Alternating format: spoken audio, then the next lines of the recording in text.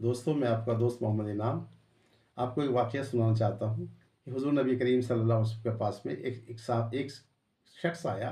उस शख़्स ने कहा कि सरकार, मैं ईमान लाना चाहता हूँ और मेरे अंदर कुछ बुराई हैं, गुनाह करने की आदतें हैं।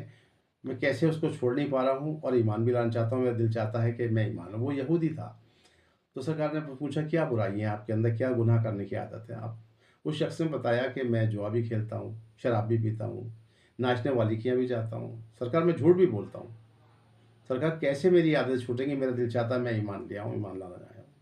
तो सरकार सल्लल्लाहु अलैहि वसल्लम ने फरमाया कि आप एक काम छोड़ सकते हो। तो बोले, बस जी सरकार बताइए एक काम क्या छोड़ना है? तो कहा, झूठ बोलना छोड़ दो।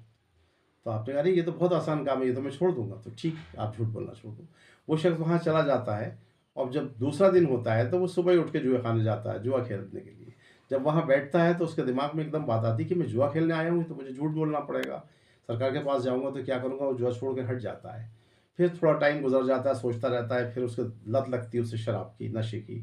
तो शाम हो जाती है, वो शराब खाने में जाता है, शराब मंगाता है, सामान और मंगाता है। फिर बैठता है, गिलास में लौटता है। जैसे ही लौटता है फिर दिमाग में उसके आती है कि मैं शराब पी तो रहा हूँ, मगर मैं सरकार के सामने जाऊँगा तो मैं फिर झूठ बोलूँगा कि मैंने शराब ली और आपने झूठ बोलने के लिए मना किया है। फिर वो उठ जाता है वहाँ से। फिर वो घूमता फिरता रहता है, इधर-उधर जाता है।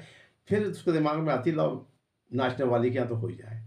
वो वहाँ भी पहुँचता है। वहाँ पहुँचने के बाद में नाचने वाली सँवर के बन के आती है। फिर वो सोचता है कि मैं देख के जाऊँगा यहाँ पर और सरकार ने मुझसे पूछा कि मैं वहाँ का होके आया था, तो मुझे बताना पड़ेगा, तो ये तो गलत हो जाएगा, झूठ बोलना तो आपने मना किया है, तो नहीं जाऊँगा। वो शख़्स वहाँ सबसे उठ के सीधा चला जाता है सरकार नबी करीम सल्लल्लाहु अलैहि वसल्लम के पास कि सरकार, वाक़ई ईमान, यही चीज़ ईमान की पहचान। वो सरकार के पास में आता है, सरकार को बताता है, मेरे आका, मैं तो वाक़ई ईमान सच्चा मज़हब है, वाक़ई आप सच्चे हैं, अल्लाह के नबी हैं।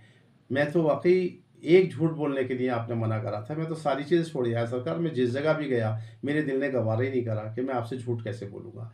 मुझे कोई चीज़ मैंने नहीं करी, मैं सब जगह होके आया, वाक़ई सच्चा मज़हब है, आप मुझे ईमान कबूल कराइए, मैं ईमान में दाखिल होता हूँ। तो ईमान की ये पहचान है कि एक झूठ बोलने से सारी बुराइयाँ ख़त्म हो जाती। इसलिए मैं आपसे कहता हूँ कि सरकार की हदीस पे, आपकी बताई बातों पे अमल कीजिए, दीन पे अमल कीजिए, नमाज़ पढ़िए, रोज़ा रखिए, अच्छे काम कीजिए, जिससे हमारी मग़फ़िरत का ज़रिया बने। अल्लाह हाफ़िज़। सब्सक्राइब कीजिए, लाइक कीजिए, दुआ कीजिए।